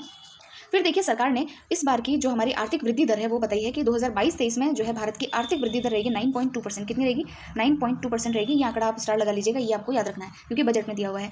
उसके अलावा देखिए अब जो मैंने आपको चीज़ें पीछे पढ़ाई थी वो आपके यहाँ बहुत काम आने वाली है, आपको सब चीज़ समझ में आएगी कि प्रस्तुत बजट में वित्त वर्ष 2022-23 के दौरान कुल व्यय जो है, कुल व्यय कितना है 39,44,909 करोड़ जो है वो प्रस्तावित है, ठीक है। तो 2021-22 में ये जो व्यय था वो कितना था 37,70,000 ये व्यय था, यानी कि इस बार हमारा व्यय जो है वो ज़्यादा है, पिछली बार की तुलना में ज़्यादा है, ठीक है। अब नेक्स्ट जो आंकड़ा है वो यहाँ पर देखिए, सारे याद नहीं करने हैं आपको, बस आप एक अंदाजन आपको समझ में आनी चाहिए चीज़ें कि कहाँ सरकार जो है खर्चा करती है, कितना सरकार का खर्चा है, कितनी सरकार की प्राप्तियाँ हैं। फिर देखिए यहाँ पर 2022-23 के लिए प्रस्तावित जो है 39,44,909 करोड़ के कुल व्यय में से जो है ये जो है 31,94,000 जो है ये करोड़ राजस्व खाते में से व 7,50,000 करोड़ पूंजीगत खाते में से जो है वो व्यय किए जाएंगे। तो अब आपको पूंजीगत खाता और राजस्व खाता समझ में आ रहा होगा। तो यह जो मैंने समझाया उसका यही उद्देश्य था कि आप इन आंकड़ों को समझ पाएँ। 2022-23 में पूंजीगत व्यय के लिए परिव्यय 35.4% तेजी से बढ़कर जो है 7,50,000 करोड़ तक पहुंच गया, जो चालू वर्ष में 5.54 लाख करोड़ था। तो ये कुछ इसके आंकड़े हैं, इतने आंकड़ों के जाल में हम नहीं उलझेंगे। रेवेन्यू रिसिप्ट देख लीजिए सरकार की कितनी है। प्रस्तुत बजट में इतने करोड़ के प्रस्तावित व्यय की आपूर्ति इतने करोड़ की राजस्व प्राप्तियों से तथा शेष जो है आपूर्ति पूंजीगत प्राप्तियों से करने की बात कही गई है। देखिए हमारी राजस्व प्राप्तियां तो कम है, कितनी है 22 लाख करोड़ ही है, हमारा व्यय कितना है 39 लाख करोड़ है, ठीक है। तो यहाँ घाटा तो ऑटोमेटिक होना ही है। तो ये जो बीच वाला जो खड्डा है वो हम कहाँ से भरेंगे, तो वो हम जो है पूंजीगत प्राप्तियों से उसको लेकर के आएंगे, उन पैसों का यहाँ पर एडजस्टमेंट किया जाएगा, ठीक है। तो ये आपको ये पेज आपको क्लियर हो गया होगा क्या क्या इसमें दे रखा है। अब देखिए सरकार की जो मैंने आपको चार्ट में समझाया था वही सारी चीज़ है कि सरकार जो है केंद्रीय राजस्व व्यय जो है वो सरकार का कहाँ कहाँ पर है। देखिए रुपया कहाँ से आता है और कहाँ पर रुपया जाता है, तो ये चीज़ इसमें समझा रखी है। देखिए आता कहाँ से है कि सरकार ने जो देयताएं दे रखी है, निगम कर सरकार का, आय कर, सीमा शुल्क, केंद्रीय उत्पाद शुल्क, माल एवं सेवा कर, ठीक है, कर विभिन्न राजस्व और ऋण भिन्न पूंजी प्राप्तियाँ। तो ये इसमें और भी ज़्यादा इसने डिटेलिंग की है, लेकिन हमें मेन जो चीज़ें हैं वो पता है कि कहाँ कहाँ से सरकार के पास में आय है। फिर रुपया जाता कहाँ पर है, जैसे कि ब्याज अदायगी है, डिफेंस है, ये मैंने आपको बताया था, योजनाएं हैं जहाँ पर सरकार सब्सिडी देती है, आर्थिक सहायता देती है, ठीक है, वित्त आयोग और अन्य अंतरण, करों और शुल्कों में राज्यों का हिस्सा, पेंशन, सैलरीज, ठीक है, अन्य व्यय। तो ये सारी चीज़ें इसने इस चार्ट में समझा रखी है, तो आप इसको पढ़ लीजिएगा, समझ लीजिएगा, याद मत कीजिएगा। लेकिन अब आ जाइए सरकार की मुख्य प्राथमिकताओं पर। 4 प्राथमिकताएं हमने ऊपर देख ली थी जिनके नाम मैंने आपको बताए थे, जिसमें पीएम गति शक्ति, ठीक है, समावेशी विकास, उत्पादकता वृद्धि और निवेश, सूर्योदय के अवसर, ऊर्जा संक्रमण, जलवायु कार्रवाई और निवेश का वित्त पोषण। तो अब इसी को हम जो है आगे डिटेल में पढ़ेंगे। ऊपर के जितने भी आंकड़े हैं वो आप जो है थोड़ा सा अपने माइंड में रखिएगा। जैसे कि इस बार जो है राजकोषीय घाटे के आंकड़े विशेषकर आपको पता होने चाहिए कि 2021-22 में राजकोषीय घाटा जीडीपी का 6.8% का अनुमान रखा गया था, लेकिन वो आगे बढ़ गया, 6.9% हो गया। इस बार का अनुमान क्या है राजकोषीय घाटे का, तो कहा है कि 2022-23 में प्राथमिक घाटा जीडीपी का 2.8% का अनुमानित है। पिछले वर्ष में यह जीडीपी का 3.1% अनुमानित रहा था, जो कि संशोधित आंकड़ा 3.3% पे रहा है। ठीक है। तो ये थोड़ा सा आंकड़ा ये ध्यान में रखेंगे क्योंकि इनको जो है यहाँ पर बताया गया है, ठीक है। और 2000 देखिए यहाँ पर जो है वित्त वर्ष 2025-26 तक राजकोषीय घाटे को 4.5% के नीचे लाया जाएगा। ये इनको अब और भी महत्वाकांक्षी जो है वो प्लान है, ठीक है। तो ये कुछ डेटा याद रखना है, उसके अलावा आपको कुछ भी नहीं पढ़ना इसमें। अब हम पढ़ लेते हैं कि मेन जो घोषणाएं हैं उनका क्या यहाँ पर रोल है। तो देखिए बजट 2022-23 के महत्वपूर्ण बिंदु क्या है। पीएम गति शक्ति मास्टर प्लान जो है वो सरकार ने जारी किया है, बहुत इंपॉर्टेंट है, आपके आरएस मेंस में भी आएगा और अन्य जो एग्जाम दे रहे हैं वहाँ पर भी आपको इसको पढ़ना है।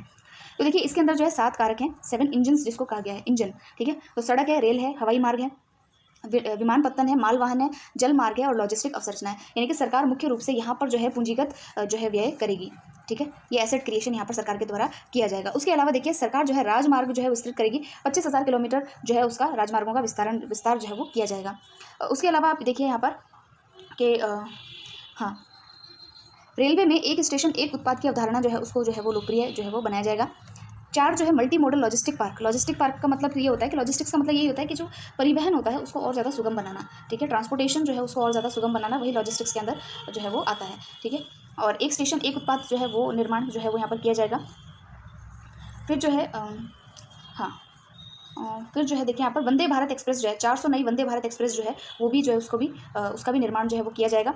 ये कवच क्या है, तो देखिए ये जो है ये है आत्मनिर्भर भारत के तहत जो 2022-23 से 2000 किलोमीटर लंबे नेटवर्क को कवच के अंतर्गत लाया जाएगा, जो सुरक्षा और क्षमता के वर्धन के लिए स्वदेशी विश्व स्तरीय जो है प्रौद्योगिकी यानी कि टेक्नोलॉजी है, ठीक है।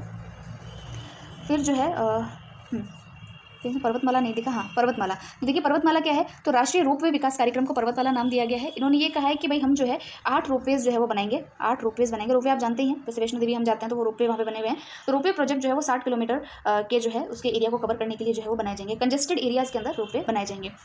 फिर है नेशनल रोपवे डेवलपमेंट प्रोग्राम, ये इसी का नाम रखा गया है पर्वतमाला। तो ये थोड़ा सा नाम ध्यान रखिएगा। पर्वतमाला के तहत क्या करेंगे कि रोपवेज बनाए जाएंगे, 8 रोपवेज जो है वो बनाए जाएंगे और वो 60 किलोमीटर्स के एरिया को कवर करेंगे, ठीक है। फिर जो है किसानों के लिए जो है किसान ड्रोन्स का विकास किया जाएगा। ड्रोन आप जानते हैं कि ड्रोन्स के माध्यम से जो है आपके जो है छिड़काव करना कीटनाशकों का, पोषक तत्वों का, वो सब किया जाएगा। भूमि के आंकड़े जितने भी होंगे किसानों के उनको डिजिटलाइज किया जाएगा ताकि जो है वो डिस्क्रिपेंसी कम से कम रहे। 2023 को जो है मिलेट वर्ष जो है यानी कि कदन वर्ष जो है उसके रूप में मनाया जाएगा, ठीक है। और देश विदेश में बाजरा उत्पादन की ब्रांडिंग को भी पूर्ण सहयोग देने की बात कही गई है। फिर रिवर लिंकिंग प्रोजेक्ट्स है यानी कि नदी जोड़ो, कई सारी परियोजनाएं हैं। इसमें तो 4 या 5 परियोजनाएं जो आगे हम पढ़ेंगे, लेकिन यहाँ पर दे रखा है कि जो केन बेतवा लिंक परियोजना जो ऑलरेडी चल रही है उसके अंदर जो है पैसे का अलॉटमेंट किया, 1400 करोड़ रुपए का जो है आवंटन इसमें किया गया है। फिर आगे हम देखेंगे जो किन जिलों को इसमें लाभ मिलेगा। तो देखिए केन बेतवा आपको बताइए, तो ये मध्य प्रदेश की है, तो मध्य प्रदेश के इन जिलों को जो है इससे लाभ मिलेगा। फिर देखिए 5 जो है नदी गंगा प्रोजेक्ट जो है, सॉरी गंगा बोल रही हूँ, नदी जोड़ो परियोजनाएं जो है वो प्रस्तावित की गई हैं कि इनको आने वाले समय में जो है इसका डीपीआर मंगाया है, ठीक है, डेवलपमेंट रिपोर्ट मंगाई है, इसको आगे जो है वो तैयार किया जाएगा। जैसे पहला है दमन गंगा पिंजाल, दूसरा है पार तापी नर्मदा, तीसरी है गोदावरी कृष्णा, फिर है कृष्णा पेन्नार कावेरी। इनका डीपीआर जो है वो सरकार ने तैयार किया है। फिर देखिए आपातकालीन ऋण लाइन गारंटी योजना यानी कि emergency credit line guarantee scheme, ये जो योजना है इसको जो है एमएसएमईज़ के लिए कोविड के चक्कर में इसको स्टार्ट किया गया था ताकि एमएसएमईज़ को पैसा या ऋण दिया जा सके। इसको 2023 तक बढ़ा दिया गया है और इसमें 50,000 करोड़ का जो है वो आवंटन जो है वो इसमें किया गया है। एक प्रोग्राम और चलाया गया जिसका नाम है रैम का फुल फॉर्म है raising and accelerating MSME performance. ये भी एमएसएमई के लिए है और इस कार्यक्रम में 6,000 करोड़ के परिव्यय को जो है वो अनुमति दी गई है। फिर देखिए ऑनलाइन प्रशिक्षण के जरिए नागरिकों की कुशलता बढ़ाने के लिए digital ecosystem for skilling and livelihood, ठीक है, इसका नाम है स्टैक ई पोर्टल, इसको लॉन्च किया गया है। तो स्टैक ई पोर्टल अगर आपसे पूछ ले तो वो क्या है, digital ecosystem for skilling and livelihood, यानी कि लोगों को डिजिटली अवेयर बनाने के लिए जो है इसको चलाया गया है। फिर देखिए कौशल विकास और गुणवत्तापूर्ण शिक्षा के तहत विभिन्न अनुप्रयोगों के जरिए ड्रोन शक्ति को सुविधाजनक बनाने के साथ साथ एक सेवा के रूप में ड्रोन के लिए स्टार्टअप्स को बढ़ावा दिया जाएगा। यानी कि ड्रोन के ऊपर काफ़ी ज़्यादा सरकार का जोर है। ड्रोन पॉलिसी भी सरकार लेकर के आ चुकी है और ड्रोन्स के लिए किसान ड्रोन भी लेकर के आई है और इसके लिए जो स्टार्टअप्स जो आएंगे उनको भी बढ़ावा देने के लिए जो है उनको सुविधा दी जा रही है। फिर देखिए पीएम ई विद्या, ये क्या है, तो ये जो है पीएम ई विद्या के एक टीवी चैनल कार्यक्रम का विस्तार 12 टीवी चैनलों से बढ़ाकर 200 टीवी चैनलों तक जो है वो कर दिया है, ठीक है। और जो व्यक्तिगत तौर पर पढ़ाई करने के लिए विश्व स्तरीय शिक्षा के लिए डिजिटल विश्वविद्यालय की स्थापना जो है वो की जाएगी। काफ़ी इंपॉर्टेंट बात है, डिजिटल विश्वविद्यालय यानी कि डिजिटल यूनिवर्सिटी जो है वो बनाई जाएगी। तो आप घर बैठे जो है डिग्री जो है वो ले सकेंगे। फिर देखिए राष्ट्रीय टेली मानसिक स्वास्थ्य कार्यक्रम जो है वो स्टार्ट किया जाएगा। इसके अंदर जो है ये भी डिजिटल रूप से जो है आपको मानसिक स्वास्थ्य के रूप में परामर्श देने के लिए बनाया जाएगा। फिर है गुणवत्तापूर्वक मानसिक स्वास्थ्य परामर्श और देखभाल सेवाओं तथा बेहतर पहुंच बनाने के लिए national tele mental health programme, राष्ट्रीय मानसिक स्वास्थ्य कार्यक्रम जो है उसको भी स्टार्ट किया जाएगा। फिर और क्या क्या बातें इन्होंने कही है वो भी देखते हैं। तो देखिए इन्होंने कहा है पीएम डिवाइन, तो पीएम डिवाइन क्या है इसको देखिए। तो पीएम डिवाइन जो है ये पूर्वोत्तर के विकास के लिए, पहले पूर्वोत्तर के विकास के लिए वहाँ पर बुनियादी ढांचा बने, रोडें बने, सड़कें बने, उसके लिए ये योजना है जिसका नाम है पीएम डिवाइन। डिवाइन का फुल फॉर्म याद कीजिएगा, डिवाइन का फुल फॉर्म है development initiative for north east region, development initiative for north east region, इसको हमको ध्यान रखना है। फिर देखिए इन्होंने कहा है कि 1.5 लाख डाकघर जो है उनको कोर बैंकिंग सिस्टम जो है उसमें चालू हो जाएगा, जिससे किसानों और वरिष्ठ नागरिकों के लिए इंटरऑपरेबिलिटी और वित्तीय समावेशन की सुविधा उपलब्ध होगी। आपसे क्वेश्चन पूछ लिया जाए कि सरकार ने बजट के अंदर वित्तीय समावेशन के लिए क्या कार्य किया है, तो वित्तीय समावेशन में बैंकिंग वगैरह से तो पहुंच होती है, उसके अलावा जो है कोर बैंकिंग सिस्टम से भी डाकघरों को जोड़ा है ताकि किसानों को जो है और वरिष्ठ नागरिकों को इंटरऑपरेबिलिटी की सुविधाएं जो है वो उपलब्ध हो सकें। उसके अलावा देखिए कि अनुसूचित वाणिज्यिक बैंक हैं उनके द्वारा देश के 75 जिलों में 75 डिजिटल बैंकिंग इकाइयाँ जो है वो स्थापित की जाएंगी। और क्या चीज़ें हैं तो वो देखते हैं। और इम्पॉर्टेंट बात क्या है, फिर देखिए जो हरित बुनियादी ढांचा है यानी कि जो ग्रीन डेवलपमेंट प्रोजेक्ट्स है उनके लिए सॉवरेन ग्रीन बॉन्ड जो है वो सरकार की तरफ से जारी किए गए हैं। ठीक है, और क्या चीज़ें हैं तो देखिए सरकार ने जो है ब्लॉकचेन और अन्य प्रौद्योगिकी जो है, ब्लॉकचेन आप जानते ही हैं कि आप देखिए कि रिजर्व बैंक जो गवर्नमेंट है उसने क्रिप्टो करेंसी के बारे में आपने पढ़ा होगा, कई लोग क्रिप्टो में निवेश भी करते हैं। कौन कौन क्रिप्टो निवेशक है मुझे भी बताइए कमेंट सेक्शन में। तो क्रिप्टो इन्वेस्टर्स जो हैं उनके लिए सरकार ने कहा है कि भाई इसके ऊपर आप पहले तो 30% टैक्स, उसके अलावा ट्रांजेक्शन होगा उसके ऊपर टैक्स, बेनिफिट होगा उसके ऊपर टैक्स, सबके ऊपर सरकार ने टैक्स लगाया है। ठीक है, यानी कि सरकार इसको एक तरीके से लीगल मान रही है। ठीक है, लीगल तो है लेकिन ये प्रचलन में नहीं है। ठीक है, तो इसका कहने का मतलब ये है कि सरकार ने इसको जो है रेगुलेट जो है वो इसके रेगुलेशन के नियम अभी ढंग से नहीं बनाए हैं। तो क्रिप्टो के ऊपर जो है, क्रिप्टो करेंसी आपको पता है ब्लॉकचेन टेक्नोलॉजी पे कार्य करती है। तो ये जो ब्लॉकचेन जो है, क्रिप्टो जो है वो ब्लॉकचेन पर कार्य करती है। तो ब्लॉकचेन को तो आरबीआई ने एक्सेप्ट किया था कि भाई इसके अंदर जो है इसको हम जो है हमारे सॉफ्टवेयर्स के अंदर यूज़ करेंगे ब्लॉकचेन टेक्नोलॉजी को, जिससे कि डेटा जो है वो सुरक्षित रह सके। ठीक है, तो वो इसी का यहाँ पर उल्लेख किया गया है। उसके अलावा देखिए जो सॉवरेन ग्रीन बॉन्ड है उसको हरित बुनियादी ढांचे के लिए जारी किया जाएगा। हाँ, फिर देखिए कि 2022-23 में 15वें वित्त आयोग की सिफारिश के अनुसार राज्यों की जो जीएसडीपी है यानी कि राज्यों की जो जीडीपी होती है उसके 4% का वित्तीय घाटे की अनुमति होगी, यानी कि जिसका 0.5% विद्युत क्षेत्र सुधारों में उपयोग किया जाएगा। यानी कि उनको कहा है कि अगर आपका वित्तीय घाटा है तो वो आपका जीएसडीपी का 4% से ज़्यादा नहीं होना चाहिए, और उसमें भी जो आप खर्चे करते हो 0.5% आपको विद्युत क्षेत्र में जो सुधार है, बिजली जो सुधार है वो आपको करने होंगे। ठीक है, उसके अलावा हर घर नल से जल, ये योजना जो है इसके अंदर भी जो है बजट आवंटन किया गया है, क्योंकि इसमें आपको पता है 2022-23 तक हर घर को नल से वाटर कनेक्शन से जोड़ने का सरकार का प्लान है। ठीक है, और इसमें क्या इंपॉर्टेंट है, अब देखिए शेष जो है पेज नंबर 46 पर है, तो उसको देख लेते हैं वहाँ कौन कौन से कार्यक्रम जो है इन्होंने जोड़े हैं। अब देखिए जो पेज नंबर 46 है उसका एक मैंने जो है स्नैप यहाँ पर लिया है, तो वो हम देख लेते हैं। ये पारस डिफेंस एंड स्पेस टेक्नोलॉजी अगर आपको यहाँ पर दिख रहा हो तो ये इतना इंपॉर्टेंट नहीं है। नीचे वाला देखिए यहाँ पर आइस ब्रेकर शिविर, तो देखिए आइस ब्रेकर शिविर क्या है, शिविर है, सॉरी मैंने शिविर कहा, आइस ब्रेकर शिविर क्या है, तो ये रशिया का प्रोजेक्ट है। रशिया ने जो है परमाणु संचालित आइस ब्रेकर शिविर जो है उसको लॉन्च किया है, जिसका नाम है प्रोजेक्ट 2220। ठीक है, इससे ये करेगा क्या कि जो आर्कटिक वाला जो क्षेत्र, अगर आप रशिया का मैप देखेंगे तो रशिया की जो ऊपर वाली जो बंदरगाह है वो जो है वो आइस से जो है काफ़ी ज़्यादा ढके हुए रहते हैं, वहाँ पर जो है ट्रांसपोर्टेशन जो है वो इतना आसान नहीं होता है। तो उन्हीं आइस ब्रेकर आर्कटिक के माध्यम से वर्ष भर शिपिंग के लिए उत्तरी समुद्री मार्ग को खुला रखने का कार्य वो जो है रशिया के अंदर किया जा सकेगा, और आर्कटिक क्षेत्र में भारत की व्यापक उपस्थिति को ये जो है वो सक्षम बनाएगा। तो ये एक तरीके से भारत के लिए इंपॉर्टेंट है, इसलिए हम आइस ब्रेकर शिविर जो है उसका भी जो है उसको ध्यान रखेंगे। फिर देखिए क्वांटम प्रयोगशाला जो है वो स्थापित की जाएगी, तो कहाँ स्थापित होगी, तो ये ये जो है मध्य प्रदेश में जो है मध्य प्रदेश के मिलिट्री कॉलेज ऑफ टेलीकम्युनिकेशन में जो क्वांटम प्रयोगशाला है उसको स्थापित किया जाएगा, और यहीं पर जो है आर्टिफिशियल इंटेलिजेंस AI की यूनिट भी जो है वो स्थापित की जाएगी। आपको पता है कि हम जो है काफ़ी तेज़ी से जो है AI के क्षेत्र में आगे बढ़ना चाह रहे हैं, तो उसके लिए भी जो है इंफ्रास्ट्रक्चर को डेवलप किया जाएगा। क्वांटम प्रयोगशाला और आइस ब्रेकर शिविर ये दो जो है उसको आपको ध्यान में रखना है। सो फ्रेंड्स फाइनली आपका जो बजट है वो पोर्शन हमने यहाँ पर पढ़ लिया है।